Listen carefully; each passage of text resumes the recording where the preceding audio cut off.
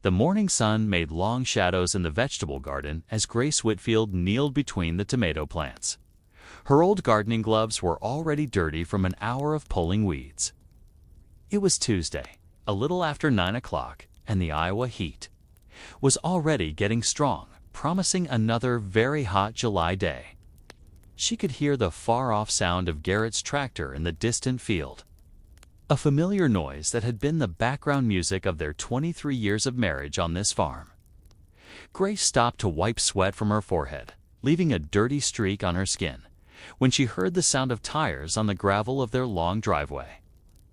Looking up, she saw Sheriff Daniels's police car coming, with 2 plain cars she didn't know behind it. Her stomach tightened without her meaning it to. Police cars at a farm were hardly ever a good sign. She stood up slowly, her knees hurting after kneeling for so long, and wiped her dirty hands on her faded jeans. Sheriff Daniels had been a family friend for years. He went to the same church and bought eggs from their roadside stand when the girls were running it.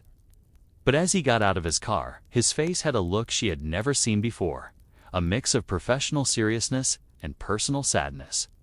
"Morning, Grace," he said quietly as he walked up.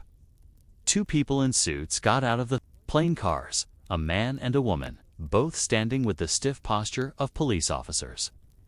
"These are Detectives Morrison and Chen from the State Police. We need to speak with you. Is there somewhere private we can talk?" Grace's mouth went dry. "What's this about, Tom?" She used his first name, hoping to get past the official manner.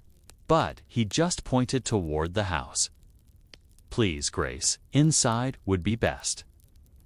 She led them through the back door into the kitchen, her muddy boots leaving prints on the floor she had just mopped yesterday. The detectives waited until she had pulled out chairs around the old oak table before they introduced themselves properly. Detective Morrison, the older of the 2 with graying hair at his temples, started.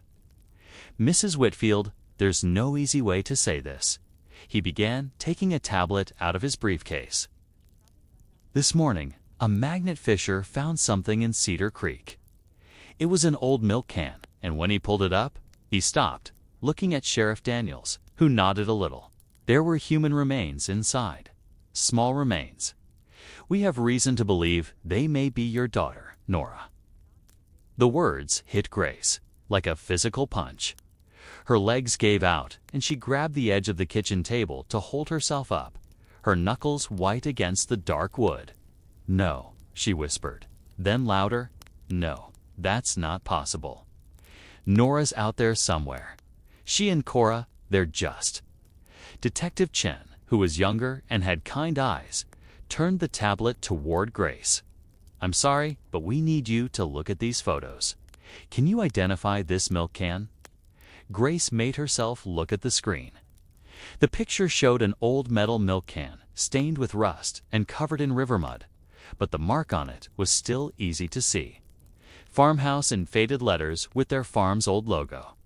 A simple drawing of a cow that Garrett's father had designed 40 years ago.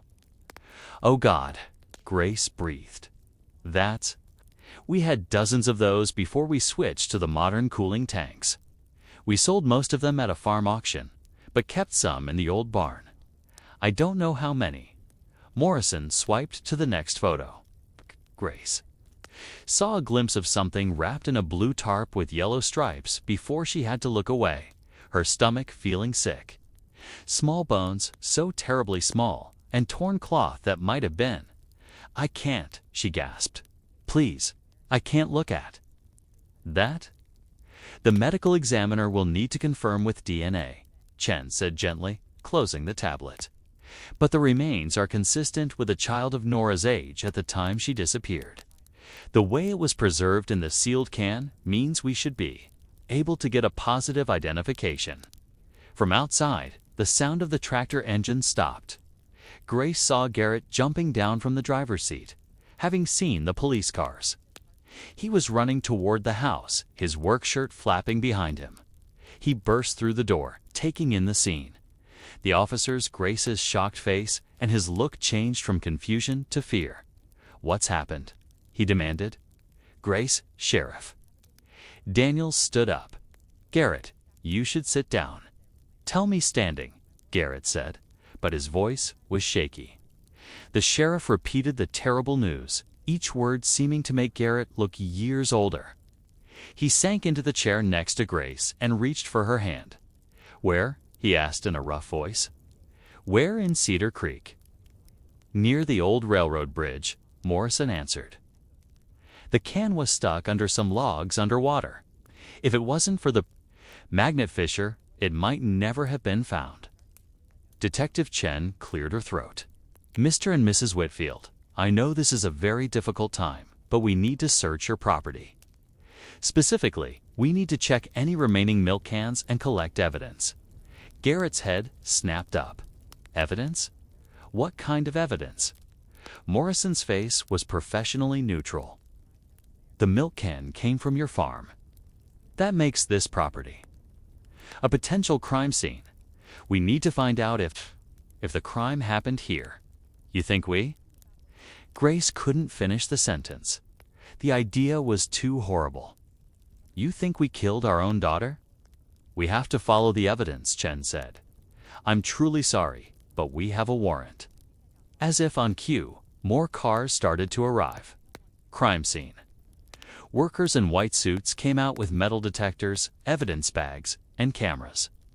Grace watched without feeling as they spread out across the property she and Garrett had worked so hard to keep up, treating their home like a crime scene. I'm calling our lawyer, Garrett said, his voice steady, even though his hands were shaking. He took out his phone and called Sarah Thornton, the lawyer who had handled their farm's legal issues for years. Grace heard him explaining, in short sentences, his voice breaking when he had to say, Nora's remains. Within 20 minutes, Sarah's BMW was speeding up the driveway. She got out in her courtroom suit, all business, even in the country setting. Where's the warrant? Were her first words to the detectives. Morrison handed her the paper. Sarah read it quickly, her face getting dark. You're treating my clients like suspects in their own daughter's murder, based only on a milk can that could have been stolen from their property years ago. Counselor, we have to investigate all possibilities, Morrison replied. Your clients are not under arrest. We're just carrying out a legal search warrant. And if we refuse to answer questions, that's your right. But we'd prefer cooperation. 2 girls are still missing. 1 girl, Grace cut in, her voice empty. 1 girl is still missing. Cora, my baby. Cora is still out there somewhere. And then, she couldn't go on. Sarah put a protective hand on Grace's shoulder. My clients will cooperate fully with the search, but any questioning will be done with me present. And if you're planning to take them to the station, we'd like them to come voluntarily, Chen added. To give DNA samples for comparison and to give formal statements about the milk cans and who might have had access to them. Absolutely not, Sarah said firmly. Not today. My clients just found out their daughter is dead. They need time to deal with this tragedy. Either arrest them with a good reason or leave them to grieve in peace. The detectives looked at each other. Morrison nodded slowly. We'll finish our search and be in touch, but we will need those statements soon. Grace watched the crime scene workers taking pictures of their barn, their chicken coop, even the old root cellar. They were bagging soil samples as if the ground itself might hold a clue about her daughter's fate. 3 years of not knowing, 3 years of hoping against all odds, and now this. Nora gone, found thrown in the creek like trash, and the police treating them like suspects instead of grieving parents. Tom, she said to Sheriff Daniels as he was getting ready to leave, you've known us for 15 years. You know we would never. I know, Grace, he said quietly, the pain clear in his eyes. But I have to follow the rules. The state police are in charge of this. He didn't finish, then put a gentle hand on her shoulder. I'm so sorry about Nora, about all of this. As the sheriff walked away, Grace saw their neighbors. Truck slowing down at the end of the driveway. Walter Brennan was craning his neck to see what was happening. The police cars, the crime scene tape being put up around their barn. By evening, the whole county would know their private tragedy was about to become very public. The police had been gone for almost an hour, leaving behind yellow tape fluttering around the barn and the ghost of their presence in tire tracks on the lawn. Grace sat on the porch's old wooden swing, her body curled up, while Garrett stood stiffly against the porch railing, staring out at their disturbed property. The evidence bags were gone, the flashes from the photographers just a memory. But the heaviness of what had been discovered pressed down on both of them.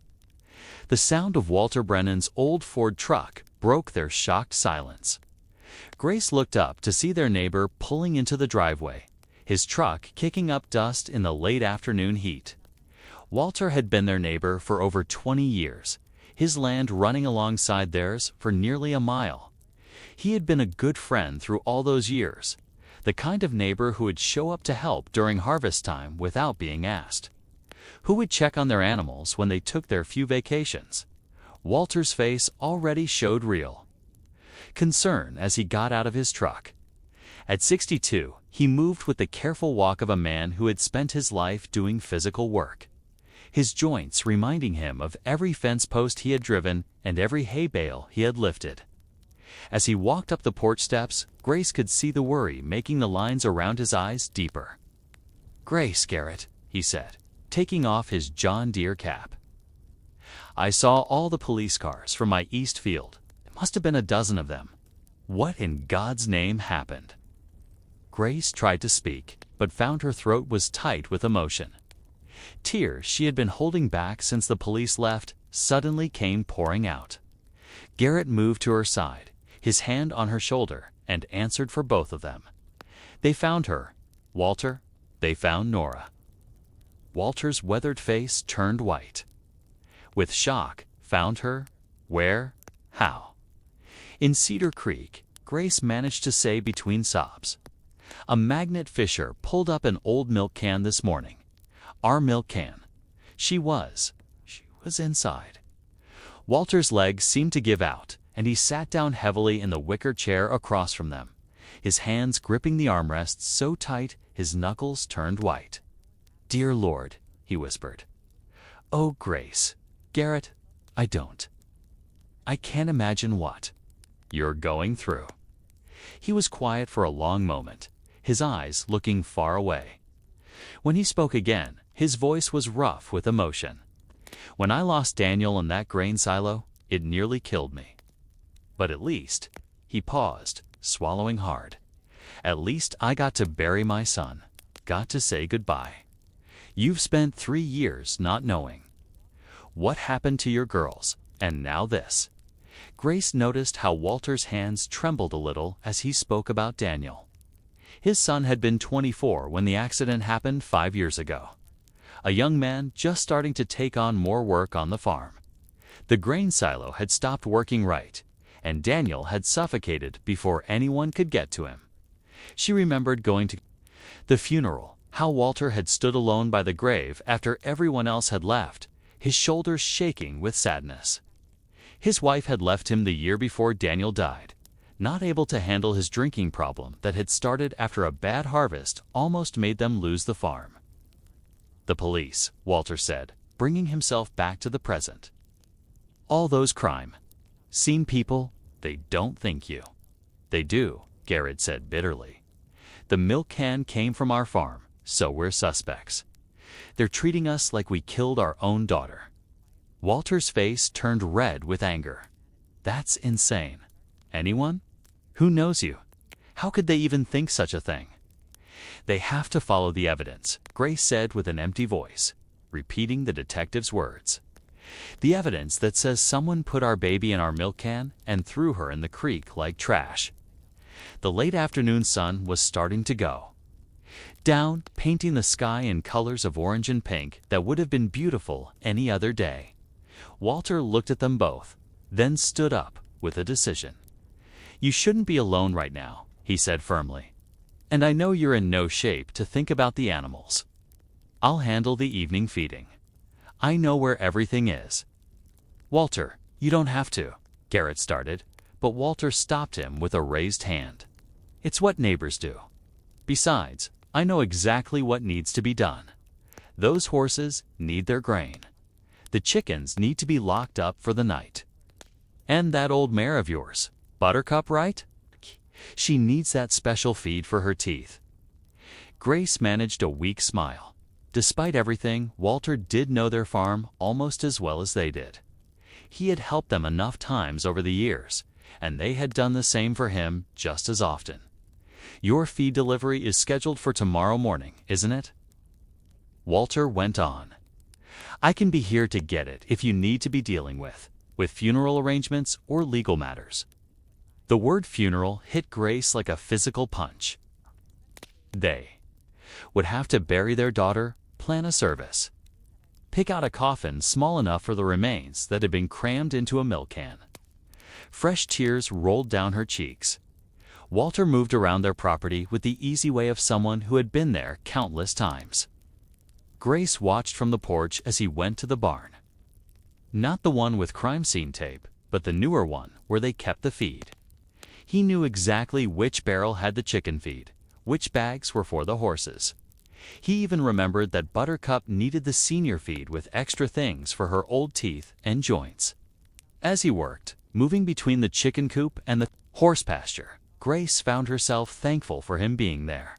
The routine of farm chores, even when done by someone else, gave a tiny bit of normal to a day that had broken their world. Walter was just closing the chicken coop door, having made sure all the hens were safely inside for the night, when another car turned into their driveway. This one moved faster than Walter's careful driving, throwing gravel as it braked hard. Near the house. The Channel 7 logo on the van's side made Grace's stomach drop. Reporter Kelly Martinez jumped out before the van had completely stopped. Her cameraman right behind her, already putting his equipment on his shoulder. Martinez was young, maybe in her late 20s, with perfectly styled dark hair that seemed impossible to keep neat in the rural Iowa heat. Her eyes lit up when she saw Grace and Garrett on the porch. Mr. and Mrs. Whitfield, she called out, hurrying toward them with her microphone. Kelly Martinez, Channel 7 News. Could we have just a moment of your time about this morning's discovery? No, Grace said right away, standing up. Please leave. This is private property, and we're asking you to go. But Martinez was all ready. At the bottom of the porch steps, her cameraman's lens pointed at them. I understand this is difficult, but the public deserves to know. Garrett put his hand on Grace's shoulder, a move that could have been comforting or to hold her back. We can answer a few questions, he said quietly. Grace looked at him in surprise, but saw something in his eyes. Maybe the need to have their side of the story heard, to fight back against the story that was already being told. Martinez's professional smile got wider. Thank you. First, can you confirm that the human remains found in Cedar Creek have been identified as your daughter, Nora? The identification isn't official yet, Garrett said carefully. But yes, we've been told the remains are likely our daughter's, and the milk can they were found in. That came from your farm? Grace saw the trap right away, but Garrett had already nodded. We had many of those cans years ago. Are we sure? Most of them, Martinez's face changed, becoming harder, more like a predator. Do you care to comment on the accusations that you murdered your own daughter? The words hung in the air like poison. Grace felt her knees go weak again. What? Accusations, Garrett demanded.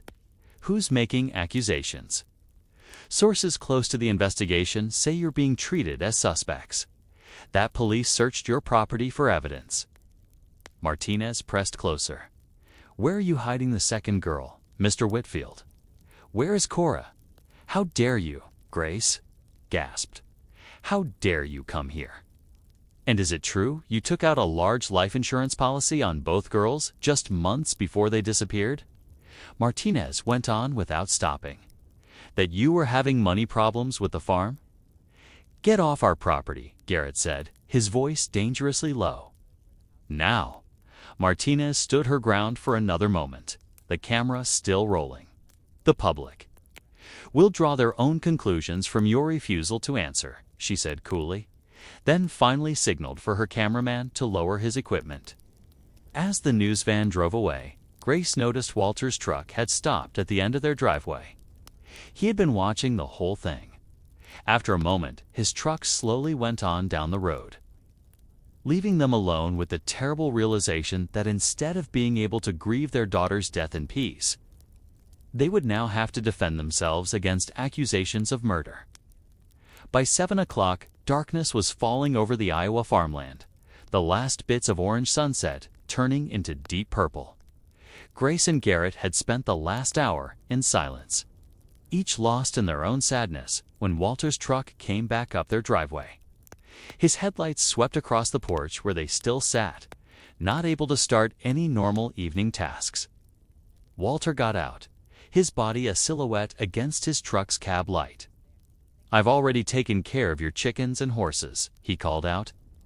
As he walked up, got everyone fed and watered, coops locked up tight. "Thank you, Walter," Garrett said, his voice tired from the day's emotions. "We should pay you for." "Don't even think about it." Walter cut him off.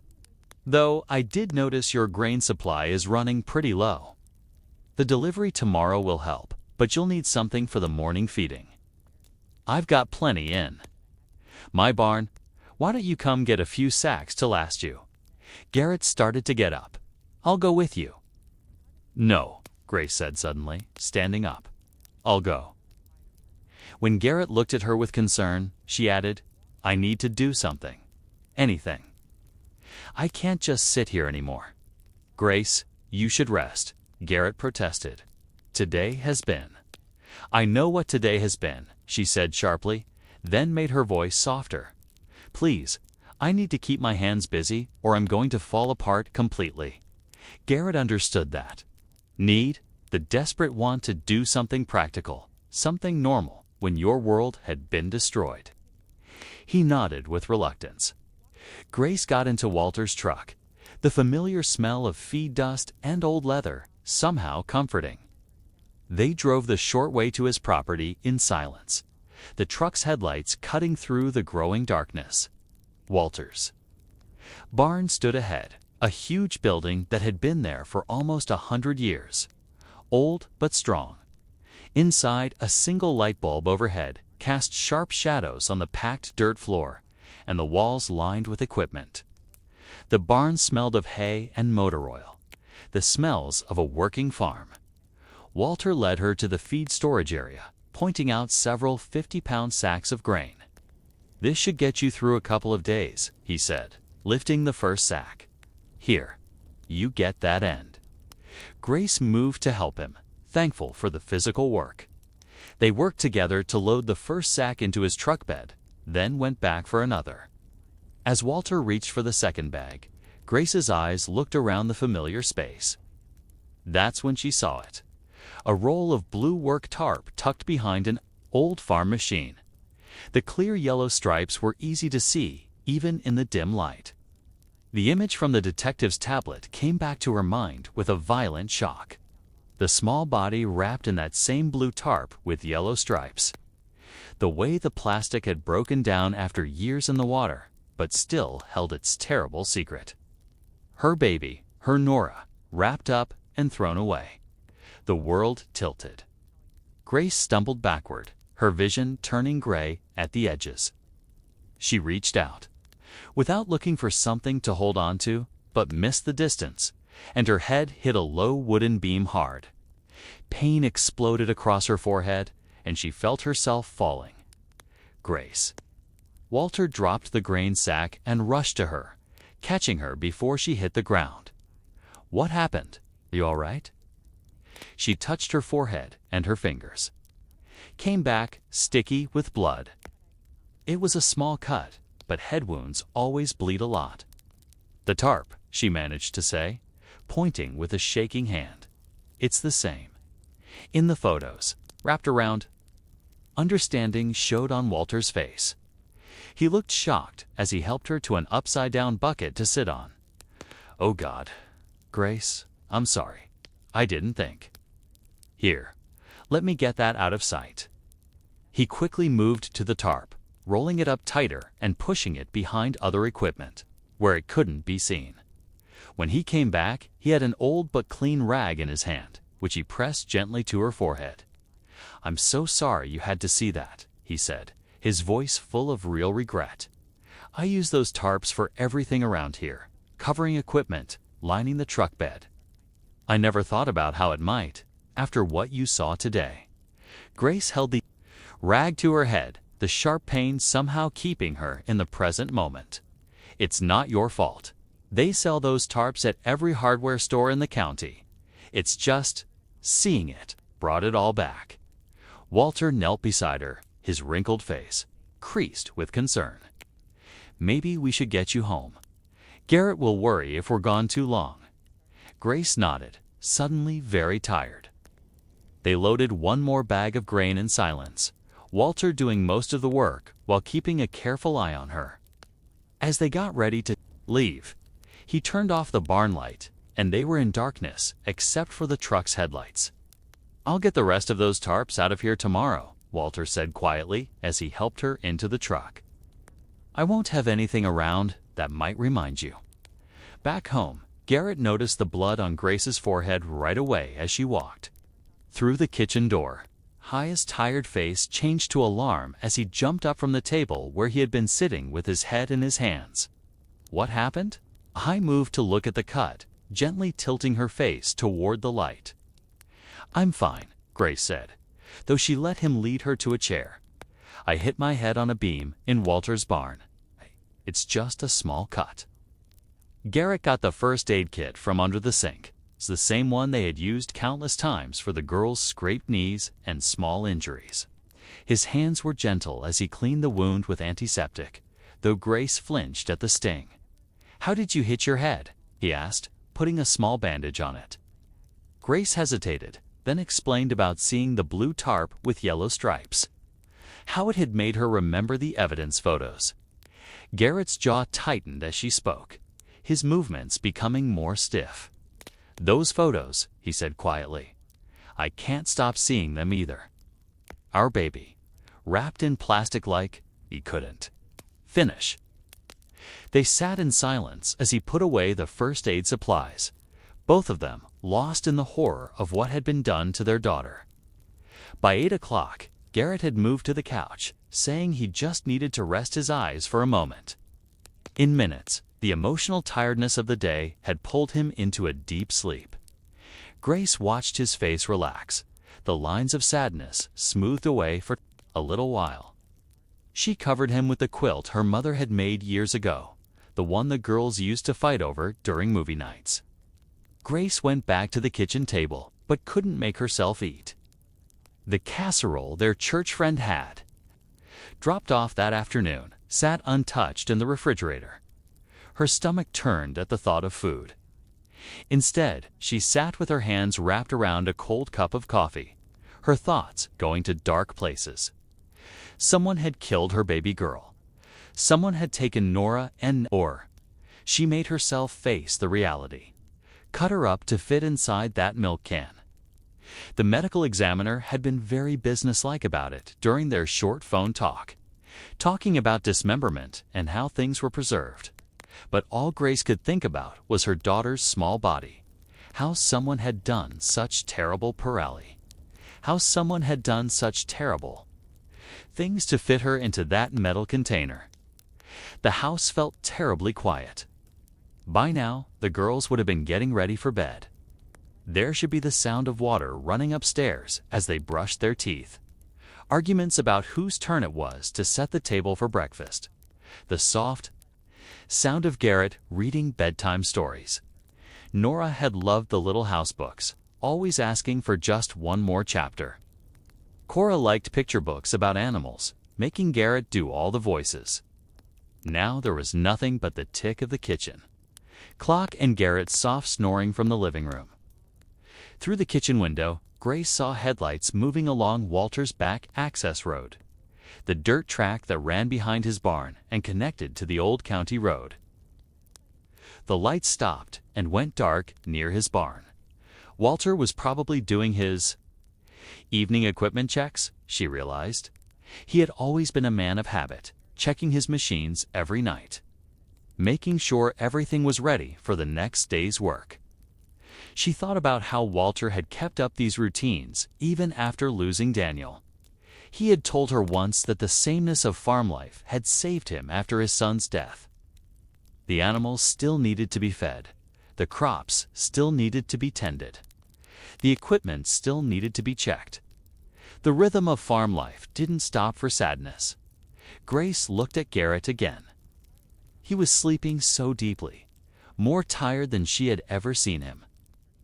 Today had aged him years in just a few hours. She couldn't stand to wake him, but her mind wouldn't stop racing, going around and around the funeral plans that would need to be made.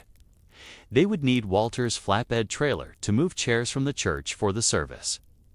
Their own truck wasn't big enough, and Walter had always been generous about lending his equipment. She could walk over and ask him now, while she knew he was in the barn, instead of giving Garrett one more thing to do in the morning. With the decision made, Grace quietly took her phone from the counter and slipped out the back door. The night was warm and humid, normal for July in Iowa. Crickets chirped in the darkness, and somewhere far away, a dog barked. The walk to Walter's property along their shared fence line was one she had taken countless times over the years. They had worn a path through the grass from decades of being neighbors, borrowing tools, sharing equipment, helping with harvests. Tonight, she used her phone's flashlight to see. The bright LED light cut through the darkness.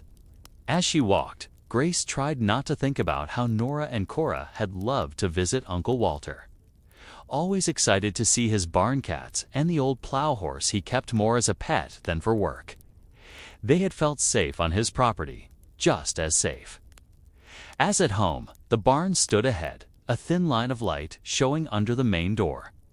Grace could hear the faint sound of metal on metal.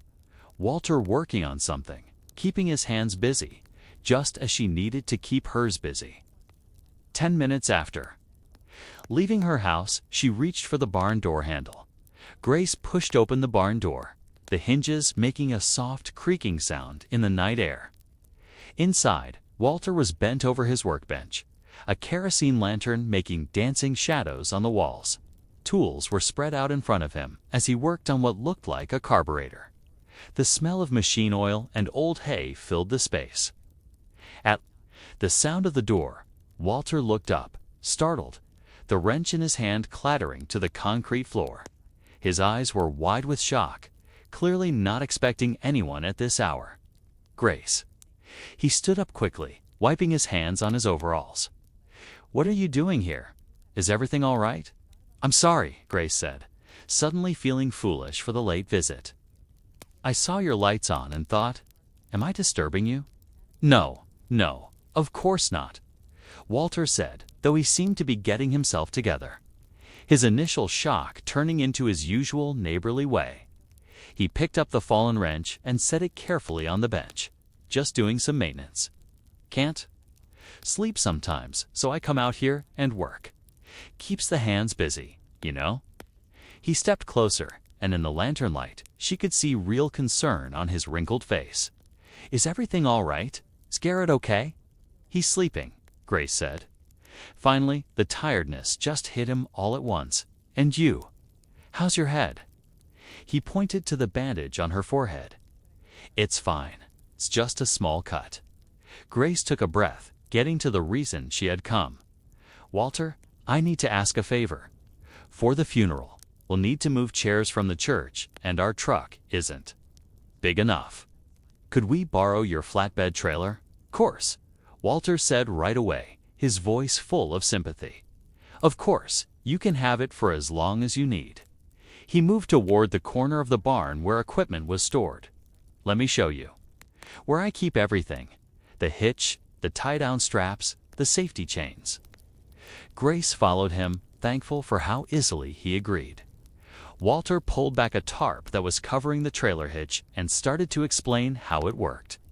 "She hold about 40 chairs if you stack them right," he was saying. showing how the ball hitch worked. The wiring for the lights is right here. Sometimes it's tricky, so you might need to jiggle it. And these straps here, they're rated for. Grace's attention drifted as Walter talked. Her eyes wandered around the familiar barn, looking at the organized mess of a working farm. That's when she noticed his denim jacket thrown carelessly over a hay bale near the workbench. The jacket's pockets were partly turned out, and personal things were spilling onto the hay. His wallet, a ring of keys, some crumpled receipts, and a folded piece of paper that was partly open. Even from several feet away, Grace could see it. Was a child's drawing. The bright crayon colors stood out against the white paper. Without thinking, she stepped closer, pulled by something she couldn't name. The drawing showed two stick figures. A small girl with long brown hair labeled Clara in careful, childish letters, standing next to a tall man labeled Daddy. The girl was wearing a blue dress with flowers, and she was holding the man's hand. There were hearts drawn around them and a sun with a smiley face in the corner. Grace's blood turned to ice. The girl in the drawing looked exactly like Cora would at 11 years old. The same long brown hair, the same way of drawing faces that Cora had started to do in her art classes, even the handwriting. The safety rating on these straps is important. Walter was still talking behind her, not noticing. You don't want chairs flying off on the highway? Grace made herself look away from the drawing, her heart pounding so hard she was sure Walter must hear it. She managed to turn back to him, her face carefully neutral, even though she was terrified inside. "Thank you," she said, surprised her. Voice sounded normal. "This is really helpful. I should get back before Garrett wakes up and worries." She started toward the door, every instinct screaming at her to run. But as she moved, Walter's face changed. His friendly neighbor look disappeared, replaced by something cold and calculating. "Grace," he said quietly. She was 3 steps from the door when Walter moved faster than she would have thought a man his age could.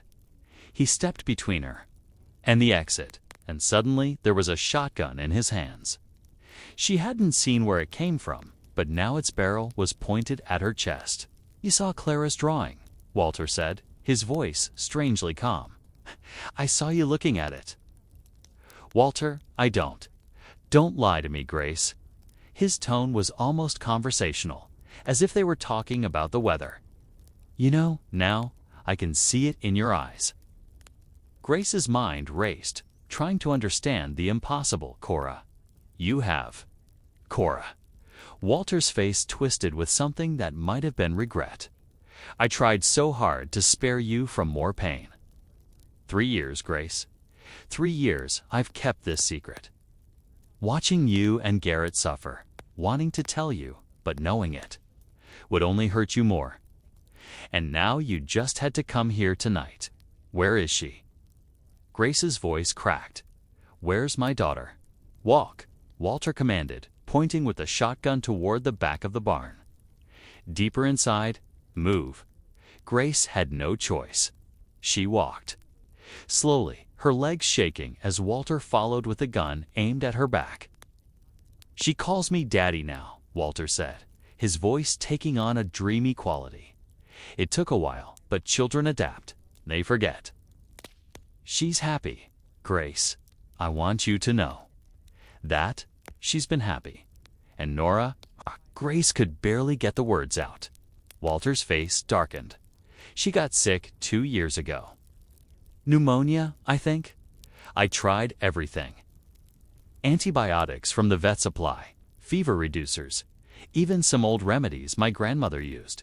But she kept getting worse." Grace felt her knees buckle. But Walter prodded her with the gun barrel to keep moving.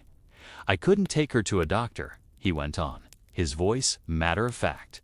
"You understand that, right? They would have taken Clara away too. So I did what I could, but she was so small, so fragile. When she died, I preserved her as best I could until I could figure out what to do." The full horror of it hit Grace. Walter had taken both her daughters. He had kept them hidden for 3 years while she and Garrett died inside every day, not knowing. Nora had suffered and died without her mother. And Cora, she's alive, Grace whispered. Cora's alive. Clara, Walter corrected sharply. Her name is Clara now. My daughter, Clara. Grace realized with growing horror that he had had Cora all this time. Just across the fence line, close enough that she could have heard her daughter's voice on a quiet night if she had only known to listen. Walter pushed Grace with the shotgun barrel toward what looked like a solid wall at the back of the barn. But as they got closer, she saw it, a cleverly hidden door built into the wooden wall. Walter reached past her to unlatch it, showing wooden stairs going down into darkness. Down, he commanded. Grace hesitated at the top of the stairs she had never known were there in all her years of visiting this barn. Walter had hidden this so well, built it so carefully. The thought of it made her stomach lurch. "Move," Walter said, his voice harder. Now she went down the wooden steps, her hand holding the rough rail. The temperature dropped as they went deeper, and she realized they were going under the old feed storage area. The smell hit her then, manure, thick and strong. Of course, the huge manure pile above would hide any smell from search dogs. The police had been here many times in those first months, their dogs sniffing every inch of Walter's property, and found nothing. At the bottom of the stairs, there was another door. Walter reached around her to open it, and Grace gasped. The room beyond was nothing like the rough basement she had expected. The walls were painted a soft pink, decorated with butterfly stickers. A bookshelf stood against one wall, full of children's books. Chapter books for older kids, not the picture books her daughters had loved 3 years ago. A comfortable bed with a handmade quilt was in one corner. There was even a small refrigerator, a microwave, a bathroom area behind a curtain. And at a child-sized desk, a girl was sitting and drawing. Grace's legs almost gave out. Cora, the girl's head snapped up, and Grace saw her daughter, taller now, her baby face gone, replaced by the sharper features of a girl turning into a teenager, 11 years old. She had missed 3 years of her daughter's life, but it was Cora's eyes that broke Grace's heart. Empty, scared, confused. At the sight of Grace, Cora flinched and scrambled backward, pushing herself into the corner behind the desk. Grace's scream of pain tore from her throat before she could stop it. "Cora, baby, it's Mommy. Calm down." Walter snapped, nervousness creeping into his voice. He kept the shotgun aimed at Grace as she instinctively moved toward her. "Daughter, stay where you are. You're scaring her." "Who is she?" Cora whispered, her voice aimed at Walter, not Grace. "Daddy, who is she?" The word daddy was a knife in Grace's heart. Her daughter was looking at Walter with trust, with reliance, while staring at her own mother like a stranger. "I've kept her safe," Walter said, his voice taking on a defensive tone. "Look at this room. Look how well I've cared for her. She's been educated. I've homeschooled her myself. She can read at a high school level. She knows math, science, history. She's been my daughter Clara these 3 years, and she's been happy." Cora Grace sobbed, ignoring Walter's gun to take another step toward her daughter. "Cora, sweetie, it's me. It's Mommy. Please, baby, look at me." Cora pressed further into the corner, her eyes wide with fear. "My name is Clara," she said in a small voice. "I don't know you." Walter stepped partly between them, the gun never moving. "This is the woman from the accident, Clara. Remember I told you about the accident? This is the woman who hurt your sister, Nora." "No." Grace cried out in horror. "No, Cora, that's not true. He's lying to you." "You're scaring her," Walter said coldly. "Clara, remember what I taught you about strangers, about people who might try to confuse you?" Grace watched her daughter nod, saw the trust in Cora's eyes as she looked at Walter and felt her world break all over again. 3 years. 3 years of lies, of twisted stories, of a stolen life. "Cora, please," Grace begged, tears streaming down her face. "Remember our farm? Remember collecting eggs together every morning? You loved the speckled hen. You named her Freckles. Remember how we'd make pancakes on Saturdays? How Daddy would. Make them into funny shapes." Something flickered in Cora's eyes. Doubt, maybe a piece of a memory. But then she shook her head hard. "My parents died in a car accident. Daddy Walter saved me. He pulled me from the wreck. She's been happy." "Here," Walter insisted, but Grace could hear the agitation growing in his voice. He paced between her and the stairs, clearly struggling with the situation getting out of his control. "She has everything she needs. Books, games, education. I take her upstairs to the house at night. She has a beautiful room there, too. We watch movies together. I teach her cooking. We do art projects. Look at her drawings." Grace's eyes swept over the drawings taped to the walls. Hundreds of them. Pictures of a farmhouse, Walter's farmhouse. Pictures of animals, and over and over. Pictures of a tall man labeled Daddy protecting a small girl from shadowy figures in the background. "Please," Grace whispered, not sure if she was pleading with Walter or with God. "Please, she's my daughter." Walter's pacing got more frantic. The gun shook a little in his hands. Grace could only pray that Garrett would wake up, would realize. She had been gone too long, would come looking. But even if he did, would he know to look here, in this hidden room that had hidden her daughter for 3 years? "Daddy!" Cora's voice was small, unsure. "What's happening? Why is she crying?" Walter's face twisted. The careful fantasy he had built was falling apart, and Grace could see he knew it. The sound of footsteps above them made Grace's heart jump. Heavy boots on the barn floor. And then, "Walter, you in here? Have you seen Grace?" Garrett's voice. He had woken up, realized she was gone, and come looking. Grace opened her mouth to scream a warning, but Walter moved with shocking speed. The shotgun barrel pressed hard against her ribs, and his breath was hot against her ear. "Not a sound," he whispered. "You make any noise, try to warn him, try to come up, and I'll have to shoot you both." The girl doesn't need to see that. Grace's eyes darted to Cora, still huddled in the corner, watching with wide, frightened eyes. Walter was right. Whatever happened, she couldn't let her daughter see more violence. "Stay put," Walter commanded. "Both of you, don't move." He backed toward the stairs, keeping the gun aimed at Grace until the last moment. Then he was climbing up, pulling the hidden door closed above him. Grace heard the latch click into place. "Walter?" Garrett's voice came again, muffled now through the floor. "Your truck's here?" Grace said she was coming to ask about the trailer. "Coming," Walter called out, his voice impossibly casual. Grace heard his footsteps moving across the barn floor above. "Yeah, she was here earlier. Asked about the trailer for the funeral. I showed her where everything was. Then she headed back. Must have just missed her. She's not at home," Garrett said, and Grace could hear the worry in his voice. "It's been over half an hour. Probably took the long way back," Walter suggested. "You know how it is. Sometimes you need to walk to clear your head. Hell of a day you folks have had." Grace looked at her daughter, at Cora, who was watching her with terrified confusion. This might be their only chance. If Walter convinced Garrett to leave, if he came back down here with that gun? She thought of Nora, of how her baby had died sick and afraid in this man's captivity.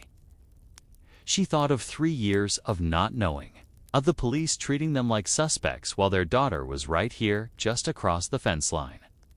Gathering every bit of courage she had, Grace raced for the stairs. Her hands hit the door hard, fumbling for the latch, found it, and burst through. "Garrett, he has Cora. she screamed. "He has our baby." The scene in the barn blew up into chaos. Walter spun around from where he had been leading Garrett toward the door, his face twisted with anger and desperation. The shotgun. He had propped it against the barn wall while talking to Garrett, trying to seem normal. Walter lunged for the weapon. Grace threw herself forward, knowing she had to get it first or they were all dead. Her hands closed on the barrel. Just as Walter grabbed the stock, they struggled violently, the gun between them. Walter was stronger. Years of farm work gave him an advantage. The barrel swung wildly as Grace fought to keep him from getting control. Grace, shocked. Voice, still trying to understand what she had screamed. "What?" "He has Cora." Grace gasped out between struggles. Downstairs, hidden room. Understanding washed over Garrett's face. He didn't hesitate, didn't question. He launched himself at Walter from the side. All three of them were now tangled in a desperate fight for the weapon. The gun swung between them, Walter's finger dangerously close to the trigger. Grace felt her grip slipping. Walter's stronger build was slowly overpowering her. Garrett had his hands on the stock now, too. 4 hands, fighting for control of one. Gun. A moment of clear thought hit Grace. She couldn't win this fight. But she could make sure someone survived to save Cora. She let go. The sudden release sent Walter stumbling backward with Garrett still fighting him. Grace didn't wait to see what happened. She ran out of the barn into the night, her legs pumping as fast as they could. Behind her, she could hear the men crashing into equipment, grunting with effort, the sound of tools being knocked over in their fight. The house. She had to get to the house, call for help. Her lungs burned as she sprinted along the fence line. Behind her, a cry of pain. She couldn't tell whose it was. The lights of the house were a beacon ahead. She crashed through the back door, her lungs heaving, her hands shaking so badly she could barely dial. 911. What's your emergency? This is Grace Whitfield, 4782 County Road 12. She screamed into the phone. "Walter Brennan has my daughter. He's had her for 3 years. My husband's fighting him. He has a gun. Please send help." "Ma'am, slow down. You said someone has your daughter. He kidnapped her 3 years ago. She's in a hidden room under his barn. Please, they're fighting. He has a shotgun. Officers are on the way, ma'am. Stay on the line." Grace dropped the phone. Garrett's backup pistol. He kept it in the kitchen drawer. Her hands closed around the familiar grip. She had only fired it once years ago when Garrett insisted on teaching her, but it was loaded and ready. She ran back out into the night, the weapon heavy in her hands. Already, she could hear sirens in the distance. Rural Iowa or not, a kidnapping in progress brought everyone. By the time she reached Walter's barn, red and blue lights were painting the sky. Police cars skidded into. The yard officers jumping out with guns drawn. An ambulance followed. Then more cars, state police, sheriff's department, even plane cars. Grace burst into the barn to find Garrett standing over Walter, who was writhing on the ground. Blood was seeping between Walter's fingers where he clutched. His leg, the shotgun, lay several feet away. In the struggle, it had gone off. Garrett. Grace ran to him, checking frantically for injuries. "Are you hurt?" "I'm okay," he panted. "Gun went off when we were fighting. Hit him in the leg." "Grace, did you say? Is Cora really down here?" Grace called to the SWAT officers now swarming. "The property. There's a hidden door. My daughter's down there." She didn't wait for them to secure the scene. While EMTs rushed to treat Walter, keeping him restrained even as they worked, Grace ran back to the hidden door. She yanked it open and flew down the stairs. Cora was exactly where she'd left her, pressed into the corner, tears streaming down her face. "Daddy Walter," She was crying. "I want Daddy Walter." Grace's heart shattered all over again, but she pushed through the pain. She gathered her daughter into her arms, holding tight even as Cora struggled. "It's okay, baby," Grace whispered. "It's okay. You're safe now. I've got you." Police photographers were already coming down the stairs, documenting everything. The drawings covering the walls, hundreds of them. The homeschool workbooks stacked neatly on the shelf. The calendar where Walter had marked off 3 years of stolen. Days with little stars and smiley faces. Evidence of a life lived in captivity, of a childhood stolen and remade. Grace carried Cora up the stairs, her daughter's arms finally, tentatively, wrapping around her neck. They came out into a chaos of flashing lights, 20 emergency vehicles at least, more arriving every moment. The biggest crime scene Cedar County had ever seen. Garrett rushed to them immediately, tears streaming down his face as he wrapped both of them in his arms. "Cora," he whispered, his voice breaking, "my baby girl." But Cora stiffened in their embrace, turning her face away from Garrett to look back toward the barn where EMTs were loading Walter onto a stretcher. "Daddy!" she called out, her voice small and confused. "What's happening to Daddy?" A female officer approached them gently, a shock blanket in her hands. "We need to get her to the hospital," she said softly. "Both of you should come too. The detectives will need statements, but that can wait. Your daughter needs medical attention first." As they moved toward the waiting ambulance, Grace caught sight of Sheriff Daniels, his face a mixture of relief and horror. He had been their friend for so many years, had helped search for the girls, never imagining they were right across the property line the entire time. The weight of that failure was written in every line of his weathered face. The bright lights of Cedar County Hospital's surgery area cast sharp shadows as Detective Morrison sat next to Walter Brennan's stretcher. Walter was under police guard, with 2 officers stationed outside the recovery room. His right leg was heavily bandaged where the shotgun pellet had torn through muscle and broken bone. The anesthesia was wearing off, and Morrison had been waiting for this moment, that hazy state where people are less guarded but the mind is clear enough to speak. Walter's eyes fluttered open, unfocused at first, then sharpening as they saw Morrison's badge. "Mr. Brennan," Morrison said quietly, his digital recorder already on. "I'm Detective Morrison. You're in the hospital. You've had surgery on your leg. Do you understand?" Walter nodded slowly, his mouth dry.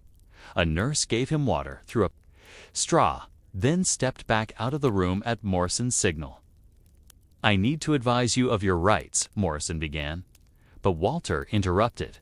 "I'll tell you everything," he said, his voice weak but clear.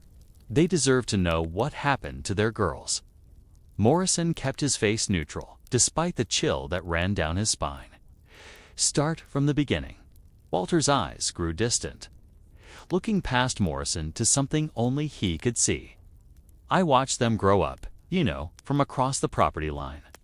Grace would bring them as babies to work in her garden, set up that little playpen under the oak tree.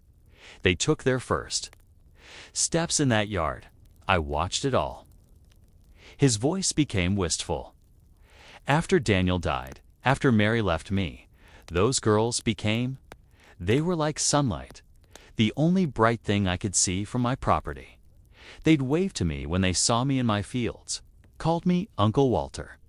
"The kidnapping," Morrison prompted, gently. "Tell me about that day 3 years ago." Walter's hands moved restlessly on the hospital blanket. "It wasn't a spur-of-the-moment thing. I'd been planning for months. Built that room under the barn first. Took me nearly a year, working only. At night, had to be careful about the ventilation, the soundproofing. Couldn't have anyone hearing." Morrison fought to keep his disgust from showing. The careful planning was chilling. "I knew their routine," Walter continued. "Knew Grace and Garrett couldn't see the egg stand from their house. I'd check the sightlines carefully, The girls trusted me completely. Why wouldn't they? I'd been Uncle Walter their whole lives. What happened that day? I drove up to their stand just like any other customer. Told them I needed 24 eggs for a church bake sale, but had forgotten my wallet. Asked if they'd mind riding with me to my farm to get paid. Walter's voice cracked a little.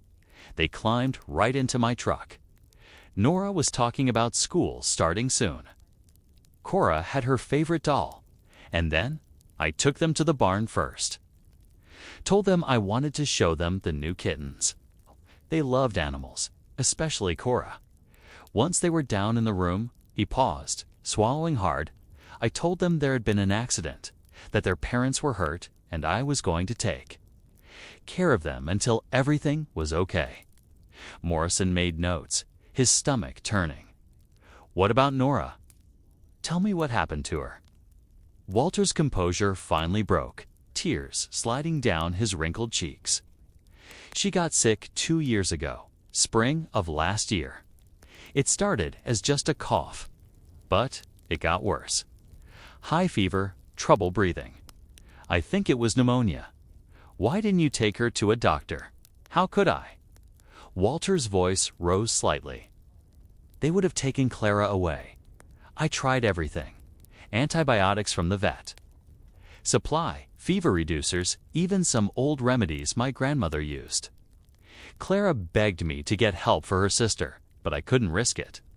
Morrison had to pause the recording briefly as Walter broke down completely. When he got himself together, the story continued, each detail more horrifying than the last.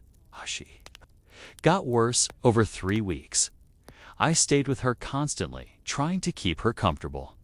Clara wouldn't leave her side. When she finally... Walter couldn't say the word. I wrapped her in blankets and put her in the large freezer in my processing shed. I didn't know what else to do. The milk can, Morrison prompted, though the detective beside him had to leave the room. I remembered seeing them during the Whitfield's barn sale years back. I snuck over one night and took one. Then Walter's voice dropped to a whisper. I had to make her fit. I used the tools from my processing shed. I waited for the spring flooding to put it in the creek. I thought the water would take it far away, or if someone found it, they'd suspect the parents. The can came from their farm, after all. Morrison forced himself to go on. Tell me about Cora. How did you manage to hide her during all the searches? Walter seemed to get a little stronger, a disturbing pride in his voice. I'd move her between the barn room and the house. I had a beautiful room set up in the attic. It used to be Daniel's room. I painted it pink. I bought every toy and book a girl could want. During the searches, I'd keep her in whichever place they weren't checking. The dogs never found the barn room because of the manure pile above it. And you told her what about her family? That they died in a car accident, along with her sister. That I'd pulled her from the wreck, saved her. She was young enough that after a few months, she started to believe it. She called me Daddy. She said her name was Clara. In the children's ward 2 floors up, Grace sat in an uncomfortable chair beside Cora's bed, holding her daughter's hand, even though Cora kept trying to pull away. Child psychologist Dr. Alina Marsh was gently working with the girl, was clutching a worn teddy bear, one of many toys Walter had given her. Clara, can you tell me about your drawings? Dr. Marsh asked, holding up one of hundreds they had, found at Walter's property. My name is Clara, Cora insisted, her voice small but firm. Daddy says you're trying to confuse me? He warned me about bad people who might try to take me away. Grace bit her lip to keep from crying. Her daughter was right there, alive, breathing, but might as well have been a stranger. The drawings spread across the hospital table showed a happy life. A girl and her daddy reading together, cooking, playing games, and always in the background. Shadowy figures labeled bad people that Daddy was protecting her from. What happened to your sister? Dr. Marsh asked gently. Cora's face crumpled, She got sick. Daddy tried to save her, but she died. It wasn't his fault. He did everything he could. Down in the surgery ward, Walter was still talking, the words pouring out like a confession in a church. I homeschooled her using online curriculum. She's brilliant, reads at a high school level now. I taught her mathematics, science, history. We'd have art time every afternoon. She loves to draw. And she never questioned the story about her parents. She did at first, but children's memories fade. I'd show her news articles about car accidents, tell her that's what happened to her family. After a year, she stopped asking. After 2, she called me Daddy without being told to. By year 3, she was Clara completely. The lead detective came into the room, having composed himself. Mr. Brennan, our psychiatrists have completed their first evaluation. You've been diagnosed with a severe delusional disorder that started after your son's death. Do you understand what that means? Walter's eyes flashed. I'm not crazy. I loved those girls. I was a good father to them. You kidnapped them? Nora died in your care. Cora doesn't even know who she really is anymore. Clara, Walter corrected sharply. Her name is Clara, and she's happy. She's been happy. Back in the children's ward, Dr. Marsh was explaining the long road ahead to Grace and Garrett, who had arrived after giving his own statement to the police. She's been living in a different reality for 3 years, Dr. Marsh said gently. In her mind, Walter is her father. You're strangers who are trying to take her away from the only life she remembers. It will take months, maybe years, for her to process the truth and get used to her real life, but she will. Grace asked desperately. She'll remember us eventually. Memory recovery in children is complicated. Some memories may come back. Others are probably lost forever. The trauma of having her world shattered. It's going to be a difficult journey. She'll need intense therapy, patience, and time. Grace looked at her daughter, who was drawing again, always drawing, as if she could make sense of the world through crayons and paper. We'll wait as long as it takes. She's alive. That's all that matters.